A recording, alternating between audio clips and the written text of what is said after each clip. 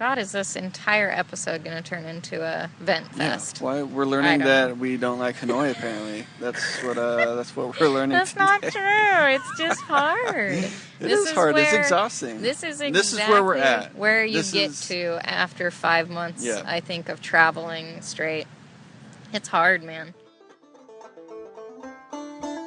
Hi guys, welcome to the Beanstalk Podcast, where we talk about everything travel.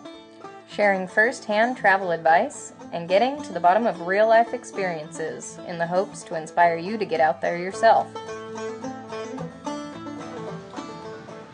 Hello, everybody. We are back.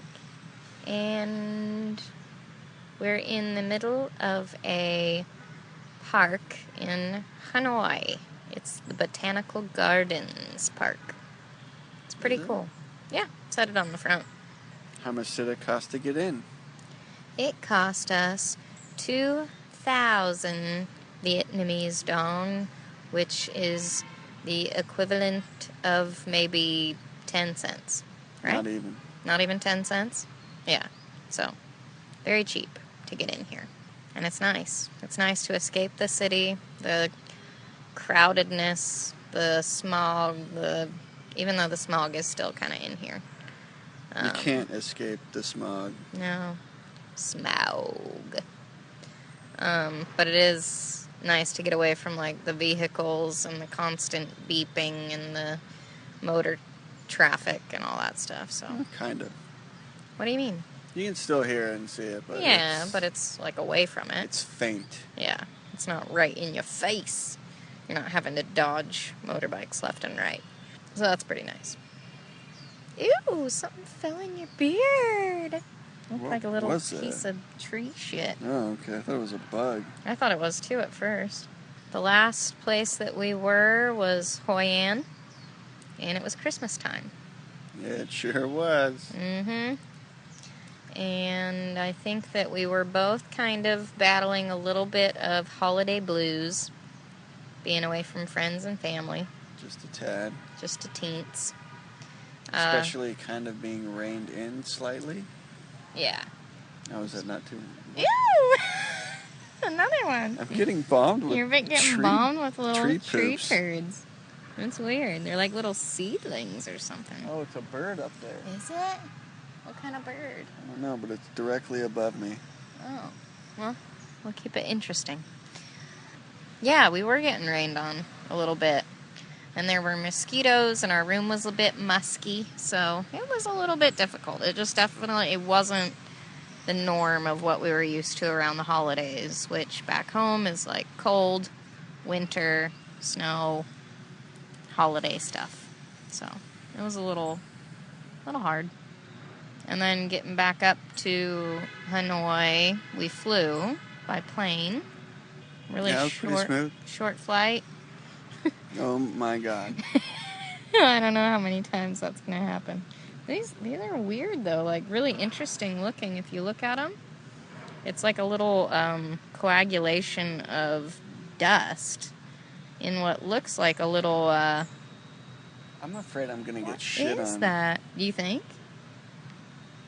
I can't believe it's like directly above me. Where is the bird? I can't see it even. Kiwi branching? Yeah. Straight up. What's it look like? It's not moving right now. Maybe it'll move. We'll see.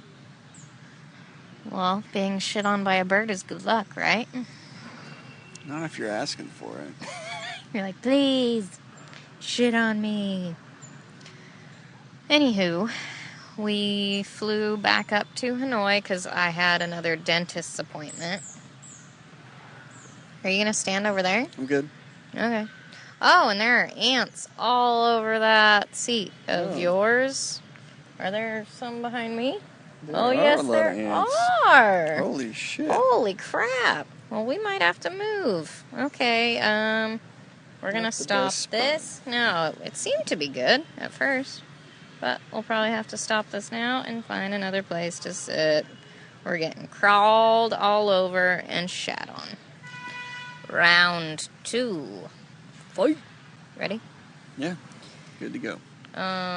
What were we talking about?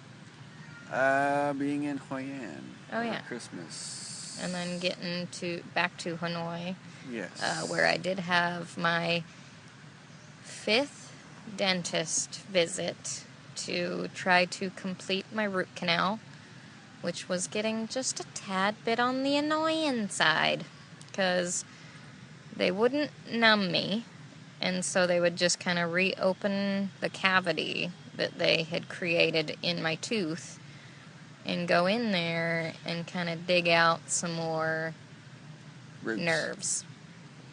Or dig out more of my root, yeah. Which did not feel good. It was kind of twingy, and I would wince, and then they'd be like, oh, okay, and close it back up and be like, come back later. So, yeah, that was the 5th time that I had that done. And I also asked them to fill a cavity for me, of which I wasn't entirely sure which tooth it was, because it was only affected when I would drink, like, cold liquids, and then also when I would accidentally touch it.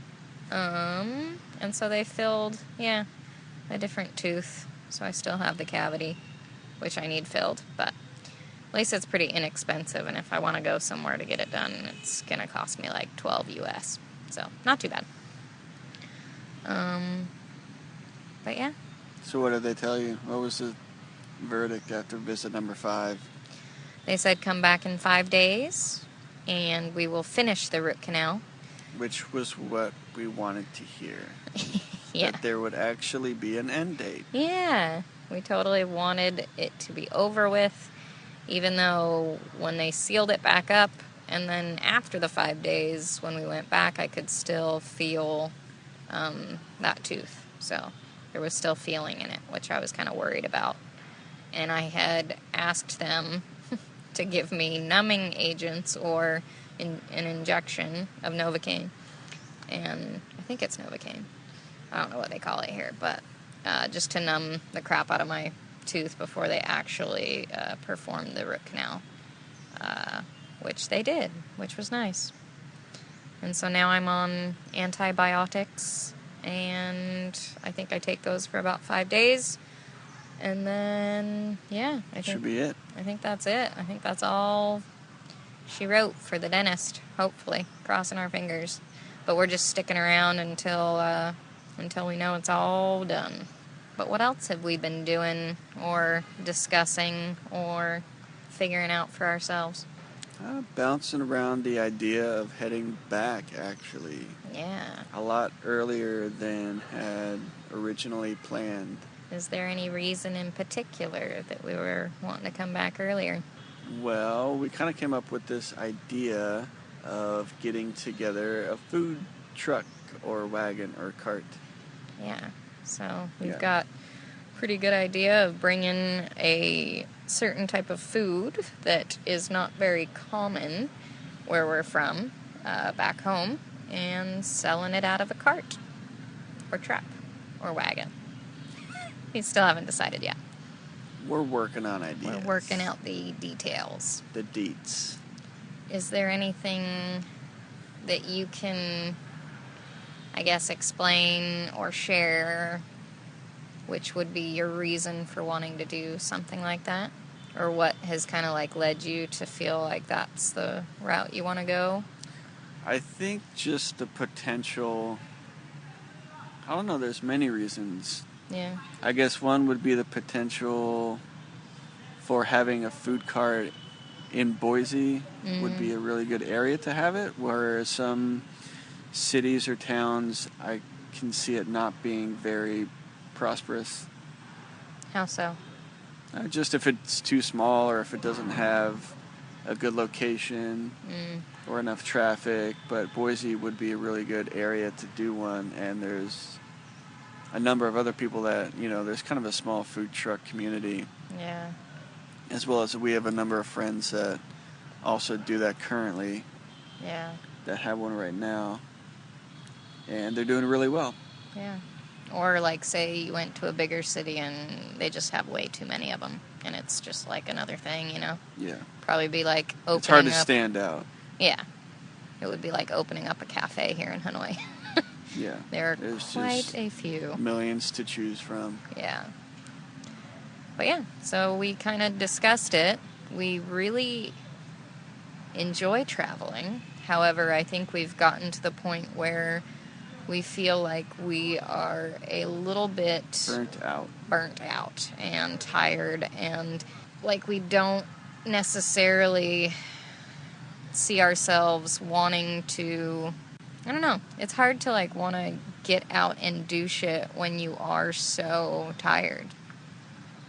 I think that after so long of, like, say, changing time zones, or being on buses, or being on trains or planes, or like constantly in transit and switching a bed every few nights and not getting a good night's sleep, and, you know, that's very just common. being very uncomfortable quite a lot of the time really wears on you.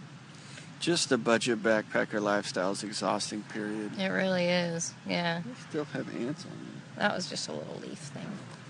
Yeah, so I think we're coming to that point where we would like just ready to go back, really. Yeah, head back but home. We wanted to go back with a plan.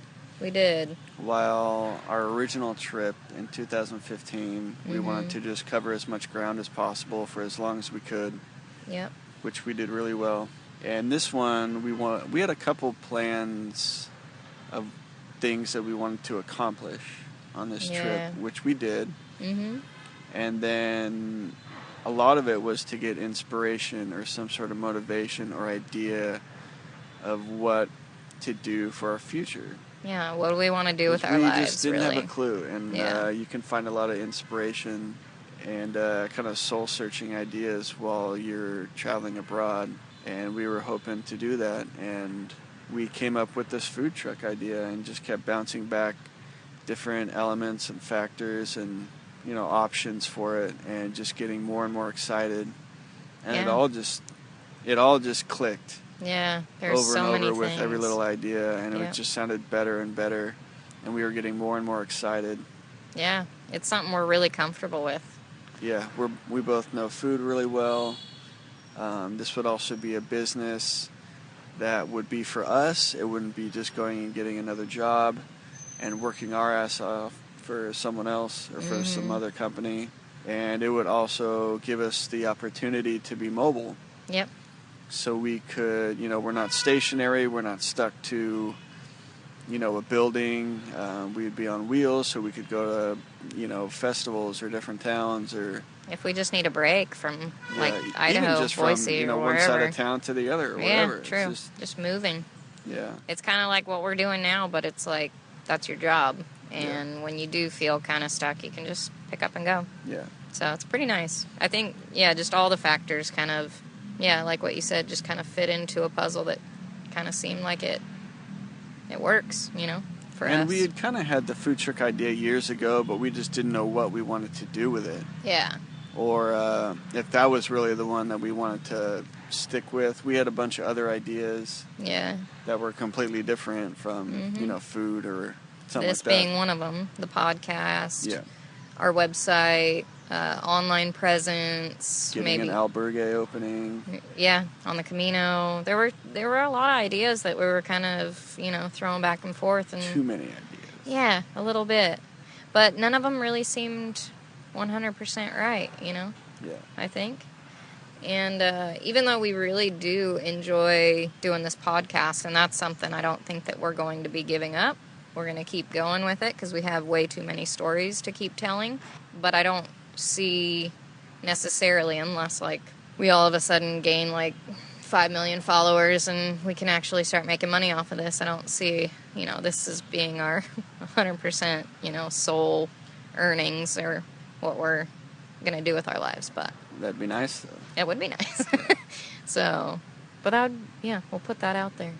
But we're just trying to decide what we want to do with our time while we're over here, and then where we want to go right before we head back.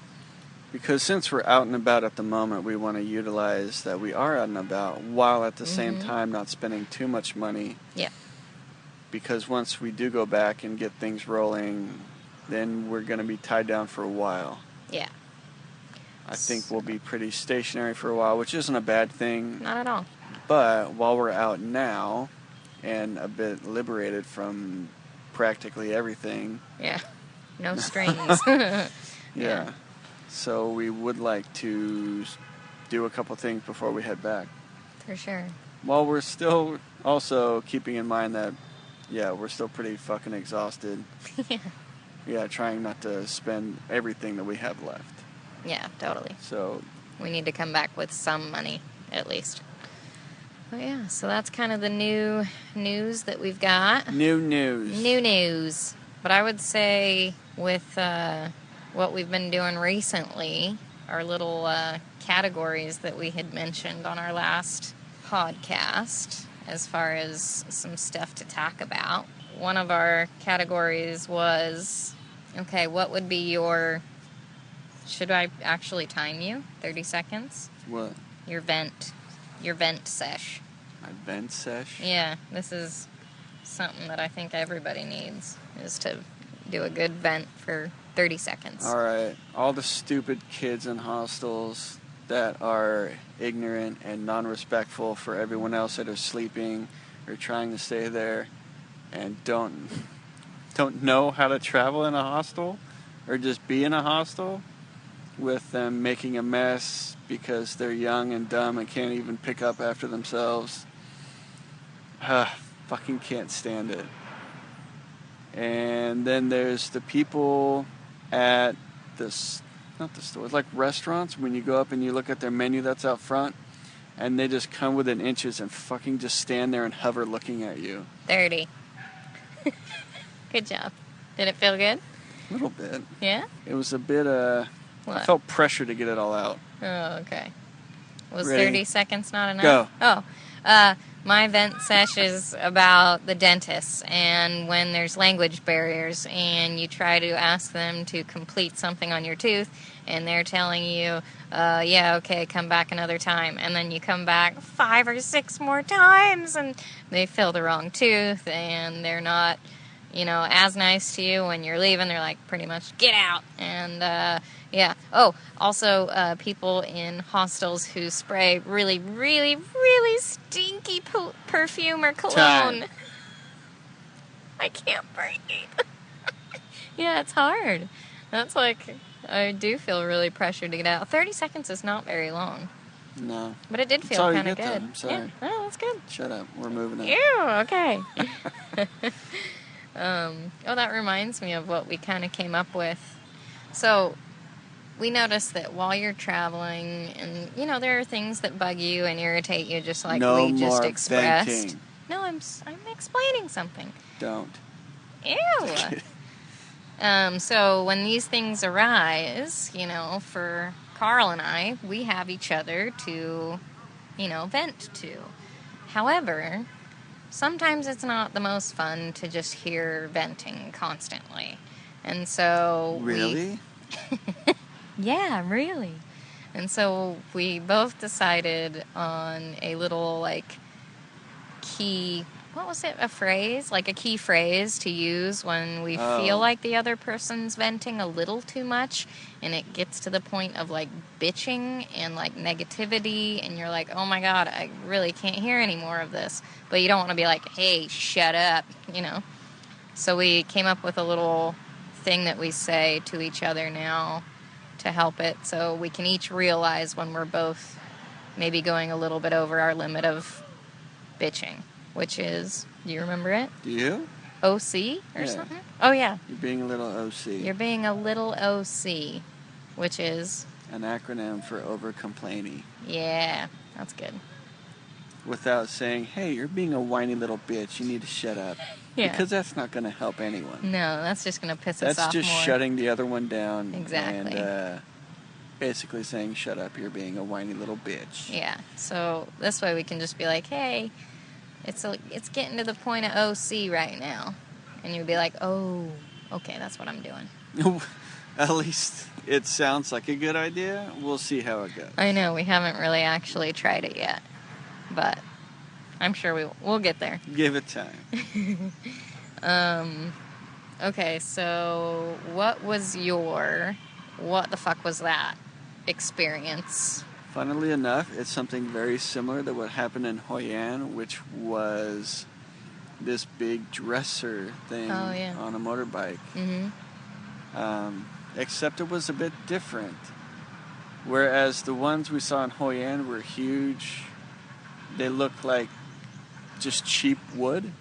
Like that light, almost, what's it called? Particle board. Particle board, yeah. As well as there's so much more room in Hoi An. Where here the streets are so goddamn congested. Yeah. And I saw a motorbike, and this would look like it was fucking oak or something heavy, just solid wood. As well as the dresser was even bigger than the ones we saw in Hoi An. And there's just so little room in the old quarter of the streets for a bike with a huge, wide, piano-sized dresser on the back. Yeah. And it had two guys that had strapped it onto the bike that were holding each end. And then they both just, like, let go and looked at each other and just, like, palms to the sky, like, I don't know. Hopefully he makes it. We'll see. And it was a little wobbly, and I don't know. It looked sketchy as fuck. And I heard a couple, like, oh, my God, from other people in the street watching this guy trying to not clip anyone or take anyone out or hit anything. I feel like pretty gnarly. Yeah, I feel like there are so many moments of that, just like people strapping shit on the back of their motorbikes where you're like, what the fuck, you know? You see really big loads a lot that are with light supplies, like toilet paper or bubble wrap, and it is just ungodly big, but it's light. It's huge. Yeah, but there are But some... this was like a big, heavy, solid thing. Yeah. There are some, though, where it's like you can tell that they're heavy boxes, too, and they stack the shit out of those things, and I don't know how they do it. They seem like beer cases or something, you know, where it's just like, holy crap, carrying a lot. Yeah, you see some crazy transportation shit, though, for sure. For sure. What was your what the fuck? I guess I'm having a what the fuck right now, but those people in the corner that are like going, well, I guess they're dancing, maybe? I don't know. Is it like an aerobic It does kind of look like an aerobic routine. There's a lot of people walking around. Yeah, it's cool. Kind of like doing loops. I like that.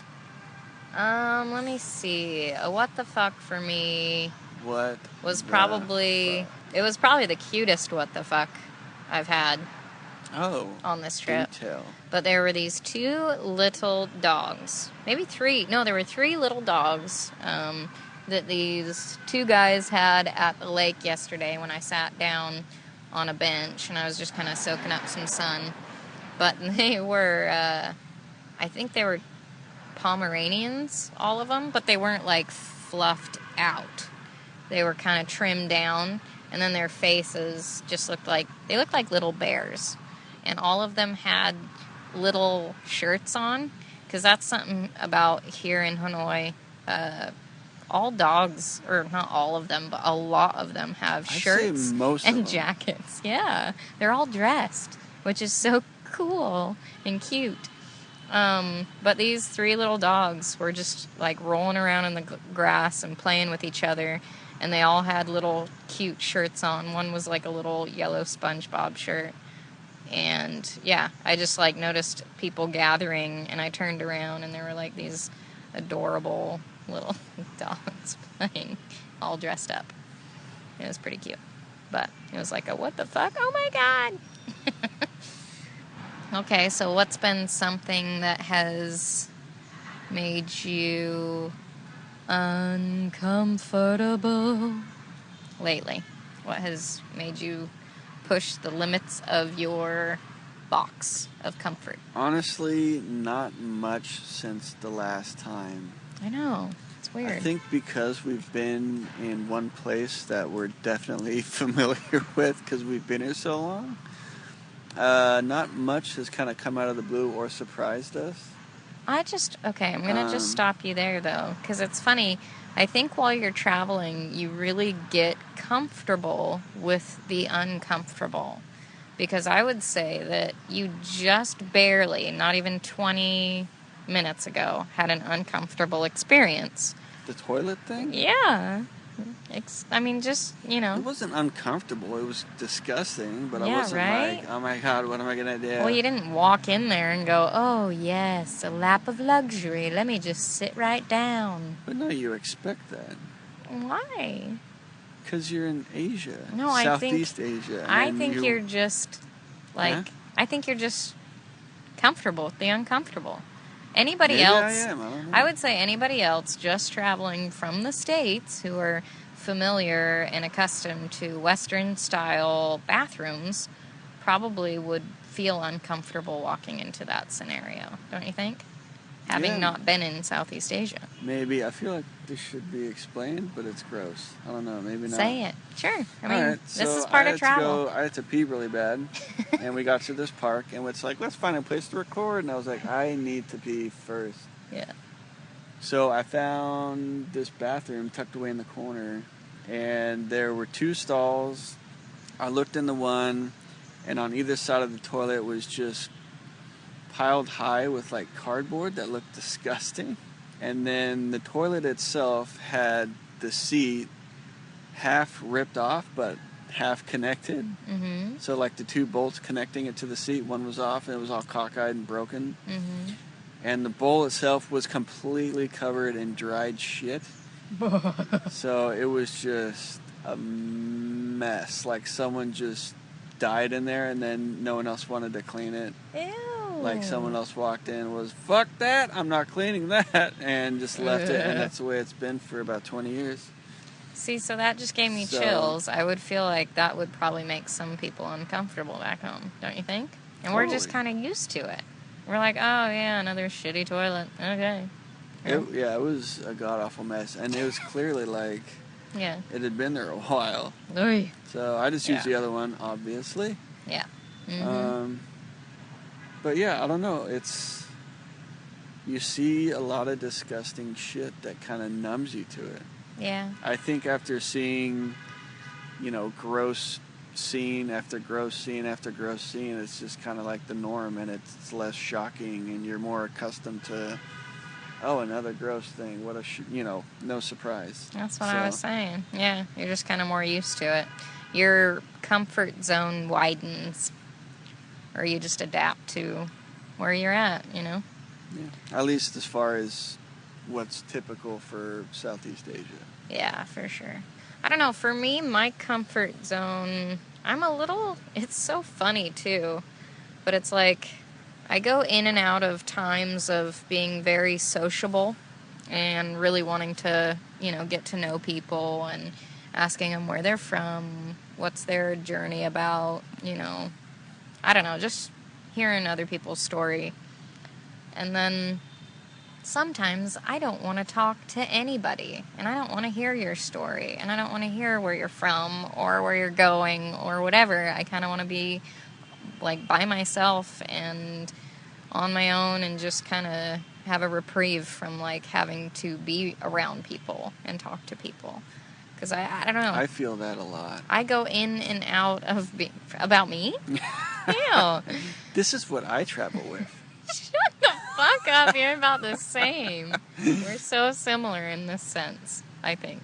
Whatever. Very I'm much so. nothing but sunshine and smiles. Such crap. Yeah. But no, there are definite times, and especially there's like a different type of traveler that we've talked about that we both know of is here in Southeast Asia, which is weird because they get very competitive. Explain. So here's the thing. You start talking to people and you're like, oh, yeah, where are you from? And they're like, oh, I'm from Australia. And you're like, oh, that's so cool. Whereabouts? And is this going to turn into an event because you've had your 30 seconds? No, I'm just saying. Okay. They're like, oh, I'm from, Melbourne. And you're like, oh, cool. How's it going? Where have you been? And then they'll start telling you where they've been from. And then they start telling you everywhere they're going and where they've been in the sense that they think that you haven't been there and you don't know anything about it. And they know everything about it. And they know all. And so I don't know. We've met several people like this, And a lot of them in Asia, funnily enough. Yeah, you don't hear that, or it's not as common in Europe I don't or think other so. countries. Well, I mean, there are some, but not Yeah, as many it's just for not some as reason. prevalent. Yeah, and so it's just a little bit more common that you find the people who really want to tell you all there is to know about the places that they've been without even asking if you've been there. So you kind of are like put in this awkward situation of like, oh, yeah, I knew all this, but like how do you approach that, you know? Without being Like, shut the fuck up. I've already been there. I already know this. You're wasting your breath. You know? I don't know. Sometimes they're even wrong about things. Yeah, and they're very adamant about like, no, this is the way it is. And I'm like, no, It's different with that's other not people. my Some people experience. are way overly confident. Yeah. And it's just that know-it-all tone. A little bit, yeah. Like the other night we were out for pho, and there was like 2 gals that were at the table next to us. And one gal was one of the most know-it-all sort of tone I've ever heard. Yeah. I think they were talking about Europe or something. Oh, yeah. And I remember her being like, oh, yeah, I've been all over Europe. And, oh, yeah, you should go here because blah, blah, blah. Yeah. But she had mentioned, like, oh, yeah, Italy. I'd love to go to Italy. That just seems like a great place. Mm-hmm. And then listed off, like, 2, I think Germany, too. Mm-hmm. She's like, yeah, Germany would be really great to go to also. I'd love to go there. Mm-hmm. And then there was another big one, too. I can't remember which country. But then I was like, what the fuck is she talking Where about? have I you thought been? she'd been all over Europe. Yeah, it's just weird. I don't know. Well, and I guess it didn't help that we sat down and we had ordered. Well, no, we hadn't ordered, but she was like, yeah, you just order it and they'll bring it out. And we're like, yeah, we've eaten pho before. And then I think she even was like, oh, yeah, this is all the stuff that you put on it. And we're like, yeah, we know.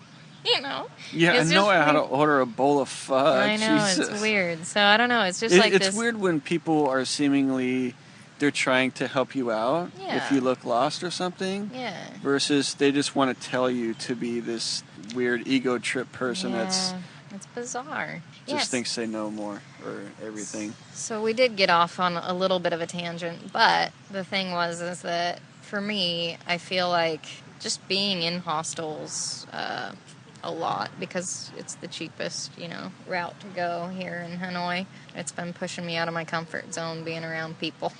It just, you get sick of it after a while. It's true. I know, you can't help it. This totally did turn into an event. It totally did. I didn't mean for it to.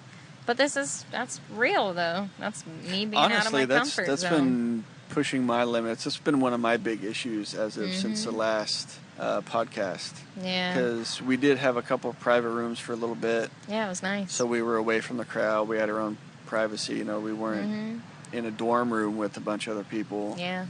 And then getting back into that. Yeah. Where it just gets really, really old. Yeah. And yeah. Okay.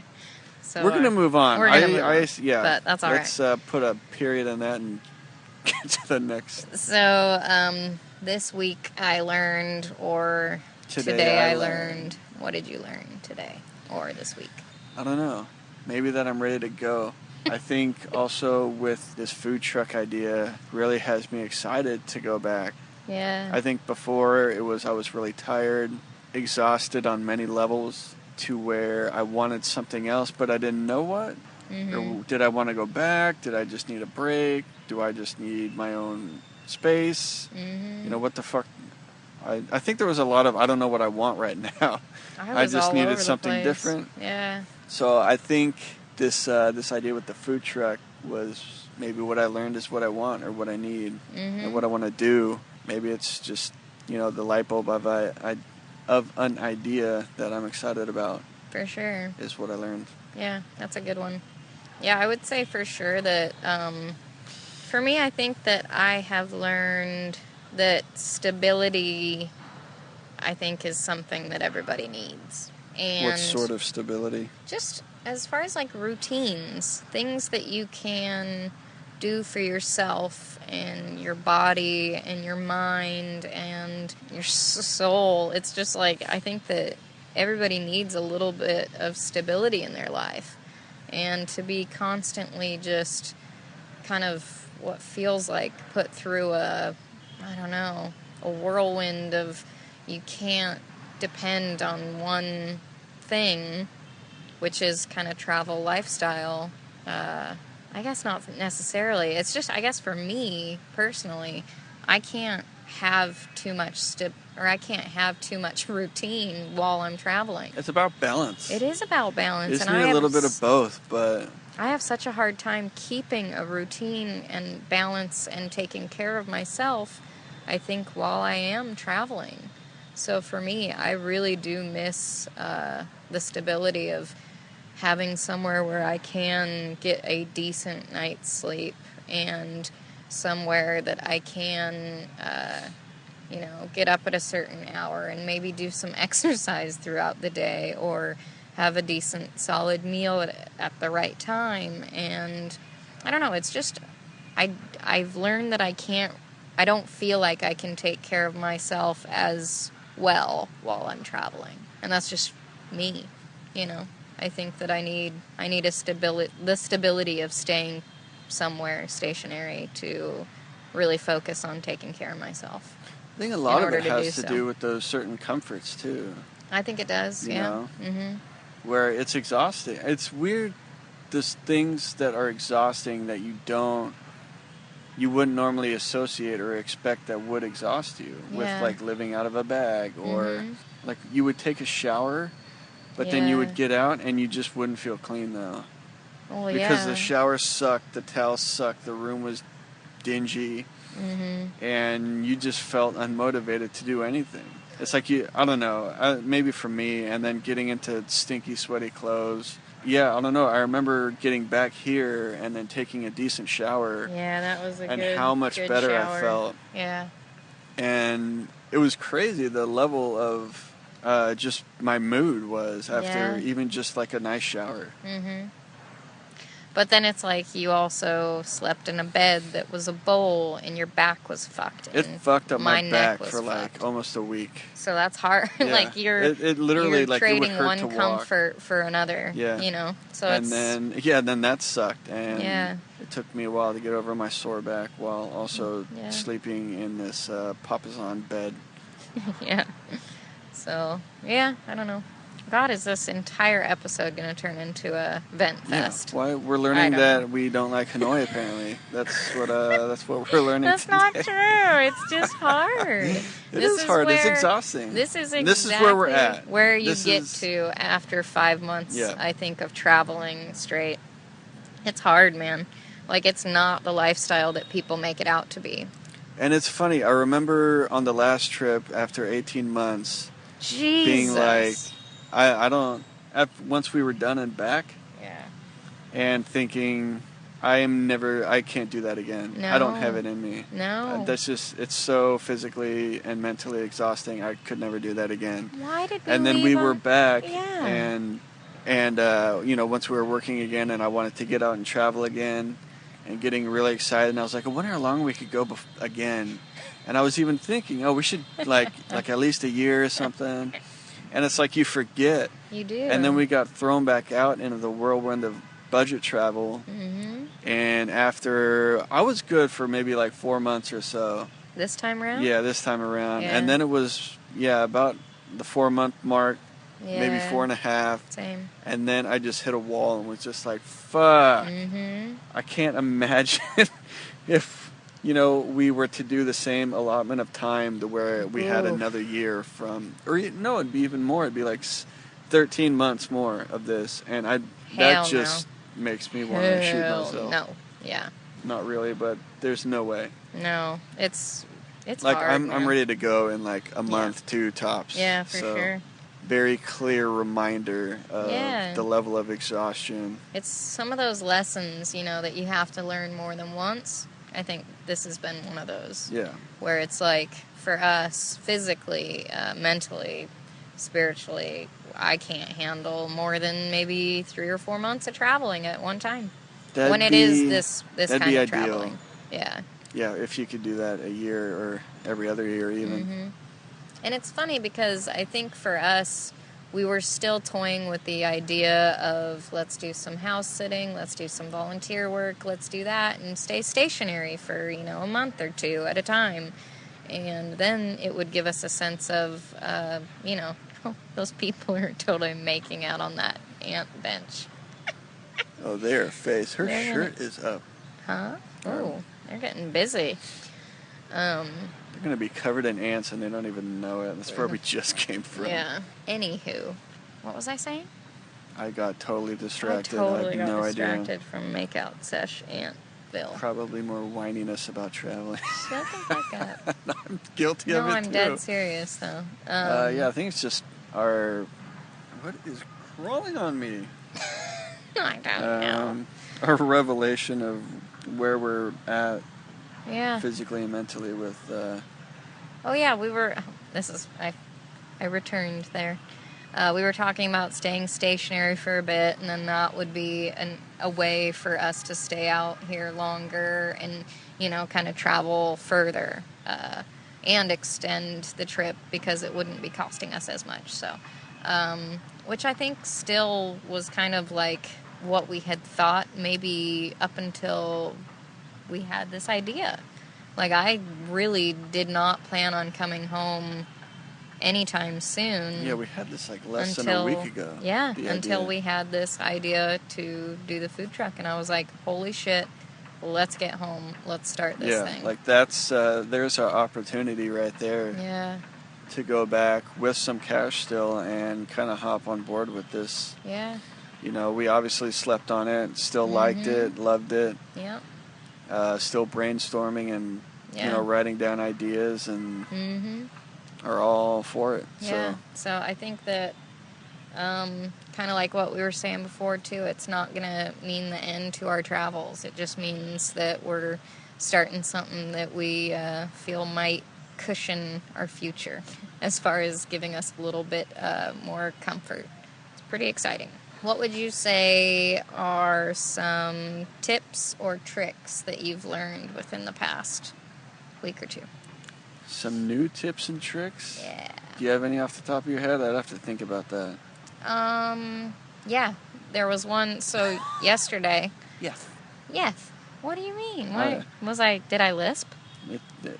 Yeah. It's been with my tooth. I swear to God, I'm developing a lisp. Because I can't push on that tooth. It's sort of cute. Shut up. Just a sea lisp is somewhat endearing. Okay, stop it. Okay. So I was sitting at a bench yesterday, soaking up some sun at the lake just near the old town or old quarter of Hanoi. I put my headphones in. I was just chilling there, and I kind of had my eyes closed for a bit. And then I had, opened my eyes just to kind of check out what was around. Because I had my backpack, with me kind of on my right arm. I always, lock my arm in one of the straps just in case someone wants to, come up and jack it and run off real quick. I would have at least my arm in there. But as soon as I open my eyes, two guys come over and they go, hello. And I'm like, well, I have headphones in. You're going to make me take them out? Okay, whatever. And, I'm obviously wanting to be by myself, be alone, be quiet. And, I listen to what they're saying, and they're like, oh, do you need a map of Hanoi? And, don't get me wrong, I don't have anything against people coming up and, wanting to talk to others. And, they're being nice, too. They're wanting to give me, tips or advice of being in Hanoi. But for me, I just want to be alone. So a way to do that I have found that's not just being fuck off, get away from me, and just to still be nice, but to get them to not, bug you for a bit, is to just say, oh, no, thank you, I'm leaving tomorrow. So if you just tell them, you're leaving really soon, it's they don't really feel the need to, pressure you into maybe buying a tour package or going to see this or that. And so it's just, for me, that's a little trick that I've learned, to just be oh, no, thank you, if you don't want to be bothered and you're not being rude or they're not pestering you, after you tell them oh, I'm leaving soon, they'll be oh, okay. And then you see them 4 days later and you're ah, shit. I don't give a fuck. I don't think they'd remember me, but they probably wouldn't. No, because of how many people, they probably talk to a day. But still, it's a way to, get somebody to not bug you as much. You're getting eaten up over there, aren't you? Am I? I don't know. You just feel I feel like you're touching yourself a lot. That sounded worse than it was probably made to be. Carl's over here touching He himself. just can't stop touching himself. Yeah, trying to do this podcast. In the park, watching these people over here necking with ants on. There's actually an ant on my cord. Is there? Oh, it is. You have a tip or trick that you remembered while I was talking? I think the one thing I could contribute, at least that's coming to my mind, is how to buy stuff, maybe. Oh, yeah. If you're looking to shop in Hanoi, because Hanoi is all about shopping. So much shopping. Whether you want to buy food or coffee, like for now or for later, like coffee to go. Oh, yeah. You know, like bags of coffee. Or clothes or backpacks or whatever the fuck you want. Yeah. A lot of it is you can just go around and get a general idea, because so many things are not priced, right? And they'll just throw you a price which is going to be inflated to some percent or degree, probably a lot. Yeah. And Totally. if you just kind of like test the waters and get a general like average ratio of what something. Well, one of the things you do is you have like a little cheat sheet, because it's hard getting used to like their currency is in like tens of thousands and millions, so. Yeah, like 23,000 dong is $1. You have a little cheat sheet that you make. Yeah, I kind of memorize it or try to. But really, I'll look at an item, and after I've kind of tested the waters and asked how much, this is, because everywhere has the same thing. Yeah. There's so many shops that have a North Face jacket or a Herschel backpack or whatever. You could even go back to the same place a number of times and see what they say. But if you are really looking for something, if you have a max amount that you want to spend on this item, and then you just kind of lowball it. But what I usually do is I'll have some money in a number of pockets to where I'll have my max amount. This is hard to explain. I know, I was just going to say, this is a lot of detail. So you have a different amount of money in different places on your person. Right. So you have, in one pocket, say you have the most amount of money you're willing to spend. Okay, so all right, so it's like this. If I see something and the most I want to spend is 150,000 dong, yeah, I might have like 100,000 in my hand. That will be my initial bid or whatever or offer. And then I'll have 20,000 in my left pocket, and then a 50,000 in my right pocket. Oh, okay. And then I know which pocket has what. Okay. And that 150 is, I don't want to spend more than that. Then 150. Okay. So I'll offer the 150 or the 100.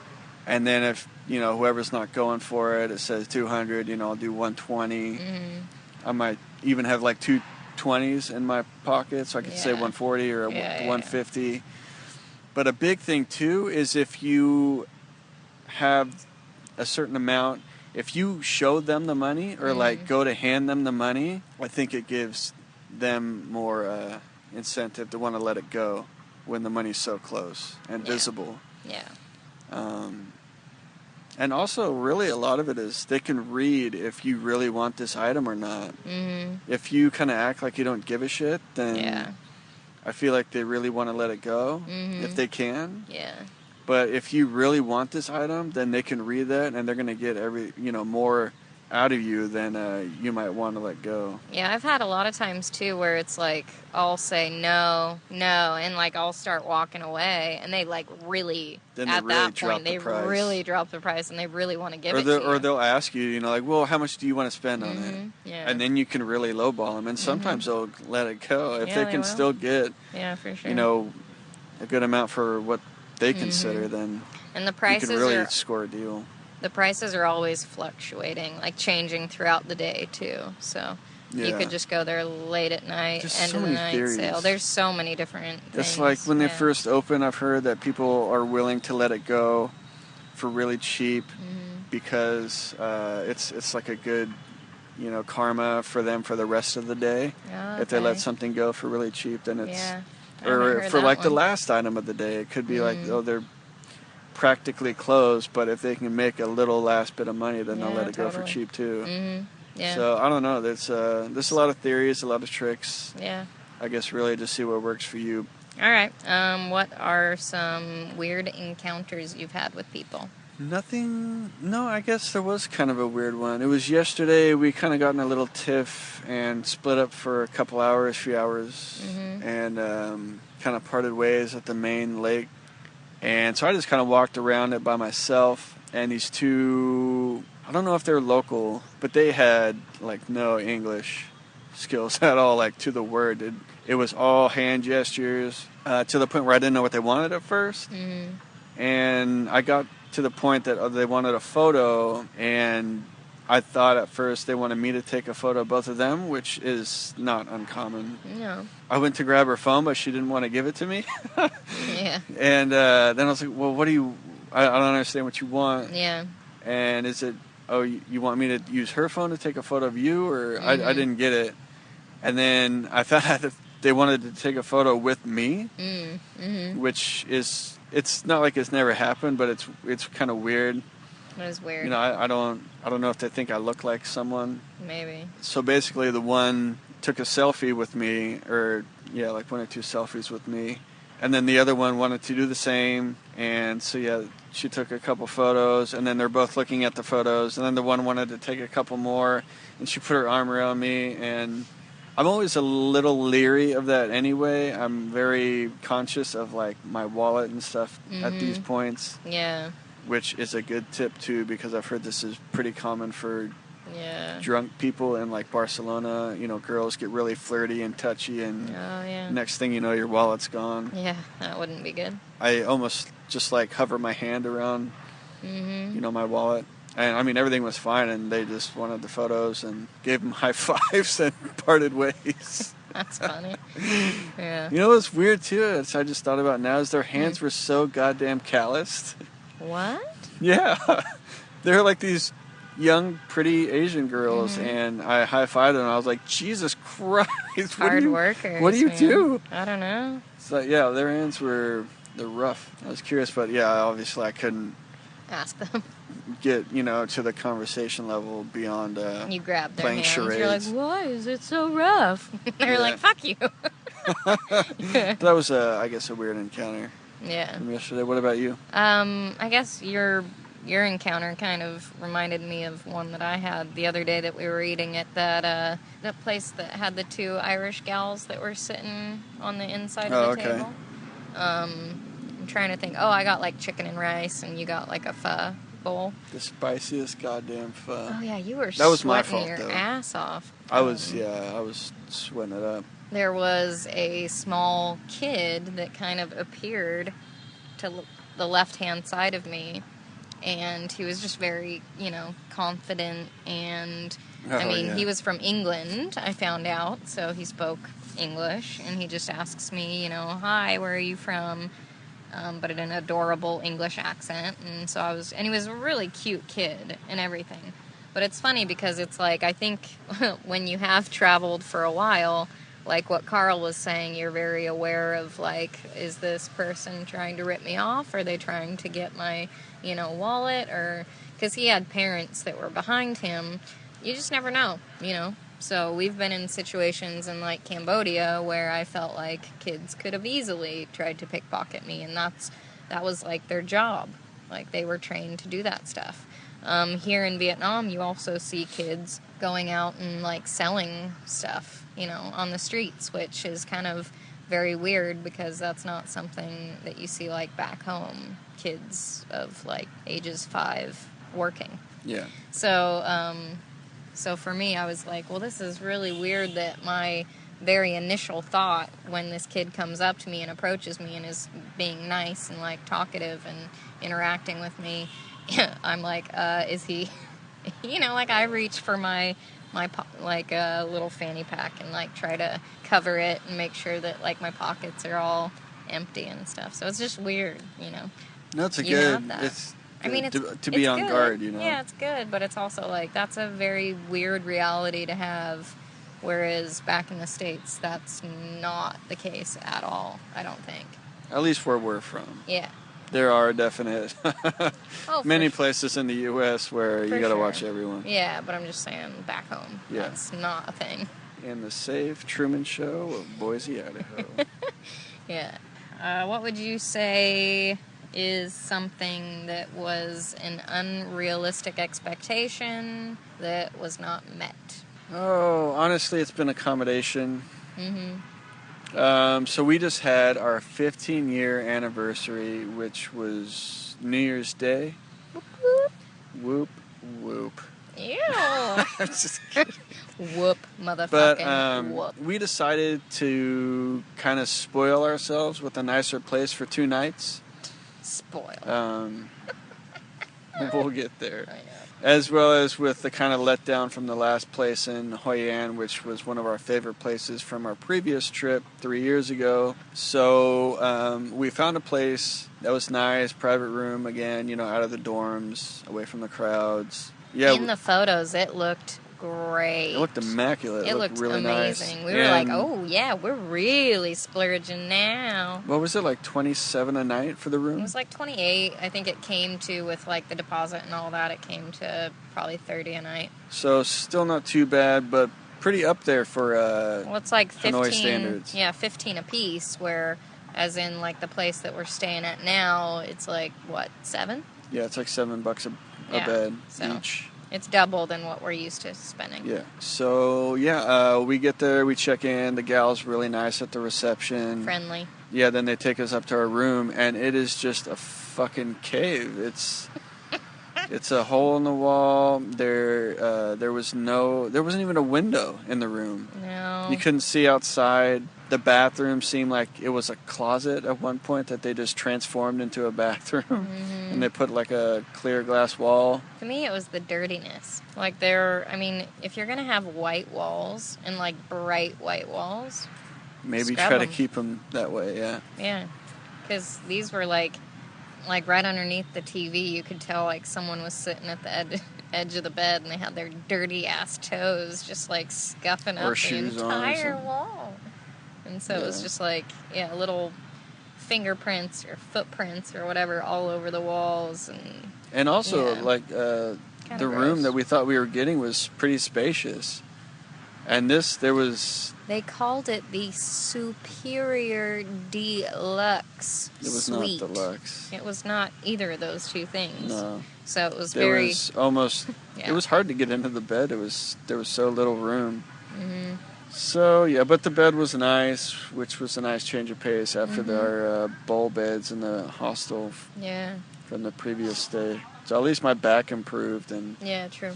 True that. But, yeah, the room was a letdown. So that was definitely an expectation that was not met.